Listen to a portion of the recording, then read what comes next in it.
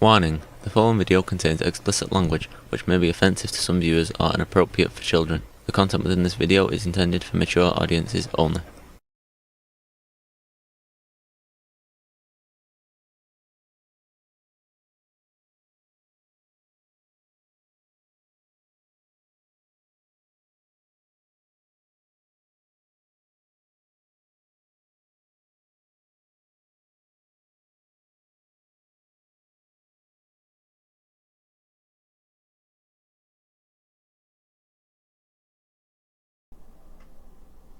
Hello and welcome back to the listen to, breakdown, commentary, whatever you want to call it, of Terry Miles' Rabbit's novel. We just recently finished season 2, got the first part of this put up. We're still in the first part of the novel, probably the first chapter. We're setting up our character. We're building the world in which this story is going to take place in. And we're getting to know our characters. We're getting to know everybody that is hanging out and doing the thing. So let's continue. The chest was old. The magician had brought it back from a trip he'd taken to Europe a few years ago. There was a graphic stamped onto the lid, some kind of ceremonial image of a hare being hunted. It was an intricately detailed and terrifying scene. Those are always the best, to be honest with you. There were a bunch of hunters and their dogs in the background, bearing down on their prey in the foreground. But the thing that drew all your attention was the expression on the hare's face. There was something dark and knowing about the way it stared out from the bottom of the image. Eyes wild and wide, mouth partly open. Never know. It could be the rabbit from Monty Python. For some reason, the hare's expression always left me feeling more frightened for the hunters than the hunted. The chest looked like it had been manufactured sometime in the 1920s or 1930s. Yeah, a lot of really good steamer chests that were built late 19th, early 20th century. I always used it when I did these things. Its strange patina brought an authentic, old-timey conspiracy atmosphere to the ceremony. That's always cool. Get the mood, get the people in the mood, build that mood. Once the last phone was inside, I kicked the lid shut with a dramatic bang and pulled out an ancient reel-to-reel tape recorder. Not too ancient, come on. We had those when I was growing up. They can't be that ancient. I had a digital copy of the recording, of course. In fact, I'd made the reel-to-reel recording I was about to play from an MP3. But there's just something romantic about analog tape. Plus, it sets the mood. It's such a mood setter. It gets the people in the spirit of the game. Like the cedar chest, the old tape recorder was for show. And these people had come here, to this old arcade For a show. in Seattle's University District, for a show. They'd come from their parents' basements, their messy studio apartments, high-rise tower penthouses, and mid-century post and beam homes in the woods. They'd come to hear about the game. They'd come to hear the Prescott Competition Manifesto. Yeah. I think we are introduced to that in season 1, I believe. Or PCM. Just as I was about to press play, I heard a voice from somewhere near the back of the room. "Is it true that you know Alan Scarpio?" "Yeah, I know Scarpio. I mean, I met him once while I was playing the 9th iteration," I said. Yeah, that's continuing, getting the crowd, bringing the crowd in, boosting things up. Trying to find the person who'd asked the question in the crowd. There weren't that many people here, maybe 40 or 50, but That's a huge amount. Well, then again, I like my crowds and my groups of people of one or less. So, that's just me. 40 people is just huge. arcade was small, and the bodies were 3 or 4 deep in some places. Most people believe Scarpio won the 6th iteration of the game, I said. Yeah, we know that. Tell us something we don't know. Yeah, this is going to be... Always get that one in the audience. Still couldn't find the person speaking. It was a man's voice, but it was hard to tell exactly where it was coming from over the drone of the video games and pinball machines. Alan Scarpio is a gazillionaire playboy who hangs out with Johnny Depp, said a young man leaning against an old Donkey Kong Jr. cabinet. There are worse people to hang out with. I mean... He can't be a player. Maybe he played, but there's no evidence he won the game, said... Well, there's no evidence that anyone won the game. A woman in a Titanica t-shirt. Californiac is the name listed in the circle, not Alan Scarpio. So then how do you explain his overnight wealth? Sally Berkman replied, a familiar challenge when it came to Scarpio. Yeah, it's one of those things. It's just the all the unknowns. People, our brains want answers, and if we can't find the right answer, our brain will make an answer. He has to be Californiac. It just makes sense. He was born in San Francisco. Oh, well, if he was born in San Francisco, he must be the guy. Donkey Kong Man was clearly looking to stir up some shit. Yeah, you always get one in an audience. That's just... everything I've ever went to, stand-up comedians, rock concerts, what have you, lectures, you always get one person in the audience. It's got to be an asshole. San Francisco is in California, Sally Berkman replied. Californiac. Wow, are you serious? Donkey Kong Man said, shaking his head. How about I just play what you've come all this way to hear? I said. If I let them go on about Alan Scarpio and whether or not he was actually Californiac, they would kill each other. The winner of the 6th iteration of the game, we'd be here all night. Again. I nodded in the direction of a blonde, curly-haired woman standing near the front door, and she turned out the lights. Her name was Chloe. She was a good friend of mine. She worked for the magician. The arcade was the magician's place. It was an old speakeasy that had been converted into the arcade/pizza joint back in the 1980s.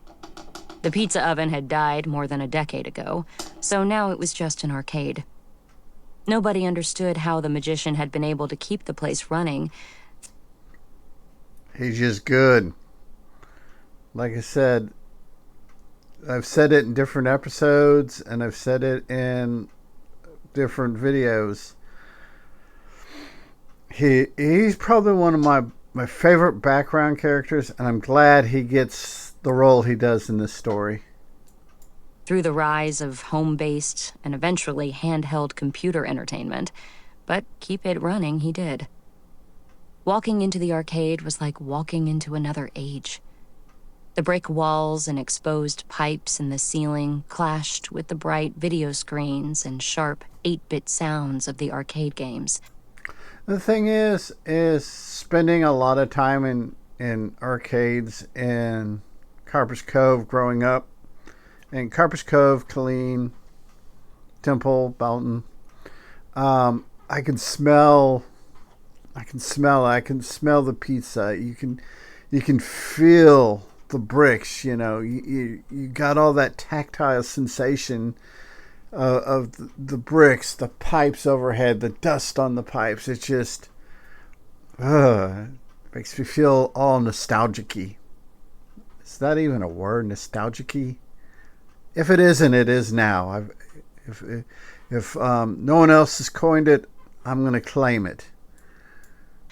Resulting in a strange yet perfectly comfortable blend of anachronisms. Chloe called it 80s industrial. I like that. The magician was out of town on some kind of research trip, but he never came down for these things anyway. He'd started letting a few of us use the place for meetings after the 8th iteration of the game. The Magician's Arcade became a kind of de facto clubhouse, an informal gathering place for those of us who remained obsessed with the game long after most everyone else had checked out. I pressed play on the reel-to-reel recording. Yeah, that's kind of cool. Though they have that much trust in your employees and their friends to do that, you know, you must have had handpicked your employees really well and gotten all that stuff figured out. And the voice of Dr. Abigail Prescott filled the room. The level of secrecy surrounding the game is concerning, as are the number of candidates. Static. It's chaos from the trailhead to the first marker. No algorithm can track its logic. Crackle. I've heard the underlying condition of the game described, metaphorically, as a kind of fluid, like... Yeah, this is a pretty cool thing. I can't remember if they just allude to it in the season 1 of the podcast, or if they actually read like a transcript or something. I don't remember.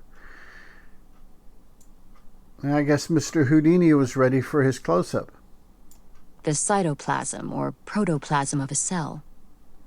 Static. It had been dormant for a very long time when the first clue showed up in 1959. That's first clue, recorded clue. Because in the podcast season, especially season 1, it details that it may have been playing a whole lot longer, like forever type thing. Was something in the Washington Post, a letter to the editor, and the lyrics of a song by the Everly Brothers that, when combined, provided the first indication that the game had returned. A student at Oxford put everything together and started what would become this podcast, or this game, this universe, this wonderful, crazy universe. Brought her professor into the thought matrix at Cambridge. Crackle. The name Rabbits was first used in reference to a graphic containing a rabbit on the wall of a laundromat in Seattle. That's cool. I do have a soft spot for Seattle, as that's where my mom is originally from. So, yeah. Rabbits wasn't the name of that specific iteration of the game, just like it's not the name of this one. As far as any of us can tell, the games themselves, at least the games in this modern variation, don't actually have names. They're just collectively called rabbits. They're numbered by the community of players. Static. Should be warned, we have reason to believe that the reports of both physical and mental jeopardy have been, in fact, underreported. Yeah, people, I have found in my experience, we either over-report or under-report things. We have yet as a species to figure out, you know, especially in America, where enough is enough. We either not enough or too much. You know, it's extremes. It's America. And static. The following was allegedly written on the wall in that laundromat in Seattle in 1959, under the hand-scrawled title, Manifesto, and above a hand-stamped graphic of a rabbit. You play, you never tell. Find the doors, portals, points, and wells. The wardens watch and guard us well. You play and pray, you never tell. Yeah, kind of getting kind of creepy here, kind of dark and sinister. In case I haven't mentioned it before, this is a whole lot darker than the podcast. There it was. Rabbits. The reason they were here. Looking for some new information, a clue, anything that might lead to evidence about the next numbered iteration, 11, or XI. And we'll go ahead and call this good here. We're getting into this. Like I said, this novel is a lot darker than the podcast. It's a lot